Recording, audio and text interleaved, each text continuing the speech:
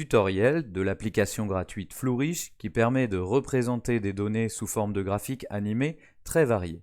Voici un exemple, ici un graphique de l'évolution du PIB de quelques puissances. On voit le graphique évoluer, on a différentes options ici, avec des éléments cliquables, on peut mettre en pause et se mettre à l'endroit du graphique souhaité très librement.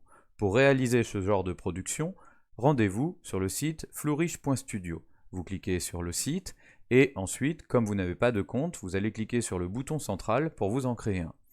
Ici, vous complétez le formulaire habituel, email, nom d'utilisateur, mot de passe, et vous cliquez sur Sign Up pour vous enregistrer. Moi j'ai déjà un compte, donc je vais cliquer sur Sign In pour m'identifier et accéder directement à mon compte Flourish. Voilà, ici mon tableau de bord avec les différentes productions que j'ai déjà faites.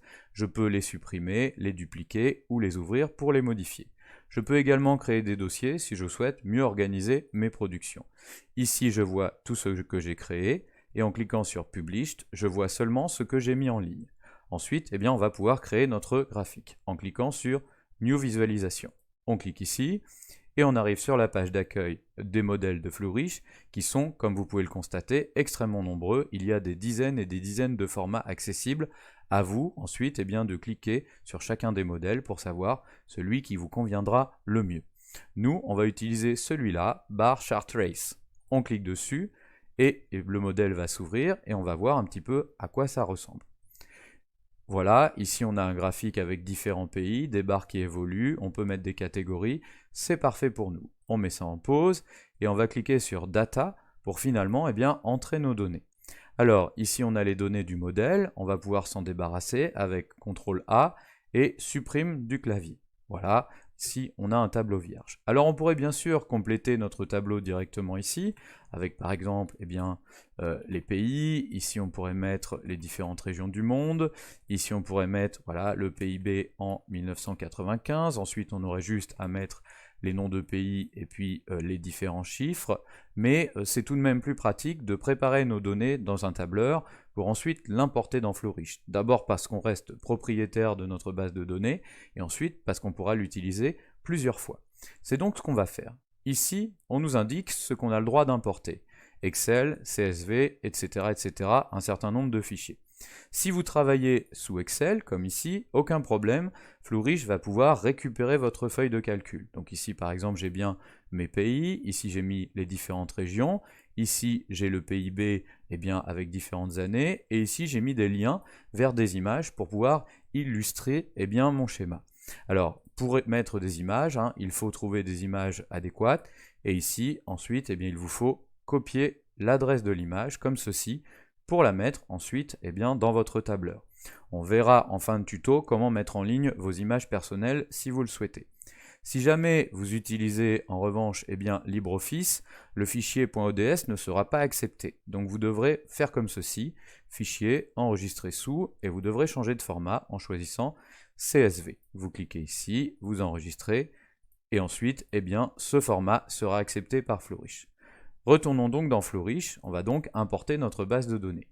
On va donc cliquer sur Upload Data, et ensuite on va prendre notre feuille de calcul, alors soit la CSV issue de LibreOffice, soit Excel, les deux fonctionnent de toute façon. Donc ici, nous c'est celle-ci que l'on veut, voilà, on va valider l'import, et ainsi, on se retrouve avec nos données impeccables. Alors ensuite, il va falloir qu'on attribue chaque colonne dans la bonne catégorie. Label, c'est les différents éléments qui seront représentés. C'est bien la colonne A, pas de problème. Le B, c'est les différentes catégories. Ici, mes catégories, ce sont les continents. Donc catégorie, je suis bien en B, pas de problème. En revanche, pour ce qui est des valeurs, des données, là il y a un souci parce que moi c'est la colonne C à la colonne I. Donc il faut que je modifie ça. C-I, et là c'est OK, j'ai bien validé mes données. Les images, c'est la colonne J, là c'est pareil, il faut donc que je change, ici, je mets J, voilà, pas de problème. Remarque importante, vous n'êtes pas obligé de sélectionner toutes vos données. Si vous voulez par exemple enlever la colonne C, pas de problème, il vous suffit de mettre DI, et voilà, le C disparaît. Si vous souhaitez enlever une colonne au milieu, pas de problème non plus, par exemple si je ne veux pas la D, je peux mettre C, virgule, et ensuite E-I, et voilà, j'ai ici une sélection sans cette colonne. Donc vous voyez, c'est extrêmement pratique, finalement, d'attribuer des données dans Flourish. Ensuite, eh bien, le travail est fait, retournons dans la prévisualisation. Voilà, j'ai la base de mon schéma avec les différentes données par catégorie et le schéma est prêt. On va voir à présent eh bien, qu'il y a de nombreuses options pour mettre en forme notre schéma.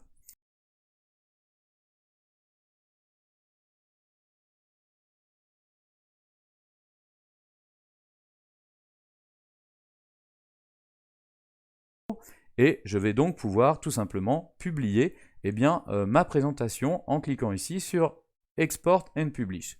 Remarquez quelque chose d'intéressant, vous pouvez faire une pause dans votre graphique, choisir l'endroit où vous le souhaitez, et ici, vous pouvez faire une capture d'écran.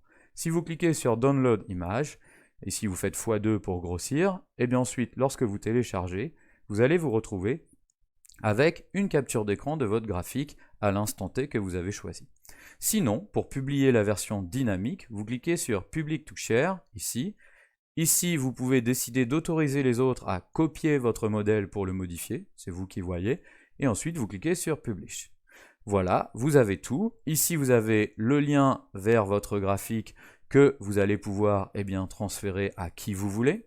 Ici, vous avez un lien d'intégration, si vous voulez mettre votre graphique dans un blog, un site ou ailleurs. Ici, vous avez d'ailleurs plusieurs formats d'intégration si vous le souhaitez, le script, l'iframe par exemple, et puis voilà. Vous pouvez également décider de dépublier le graphique si vous souhaitez finalement revenir en arrière. Et puis si jamais eh bien, vous opérez des changements, tiens par exemple, si ici je change eh bien, la couleur de mon graphique, il faudra, pour que cela se mette à jour, eh bien, que je clique sur Republish, c'est-à-dire republier. En revanche, une fois que vous avez transmis le lien ici, pas besoin d'en transmettre un nouveau, l'adresse, le lien ne change pas, même si vous opérez des changements sur le graphique. Ce qui compte, c'est de cliquer sur Republish.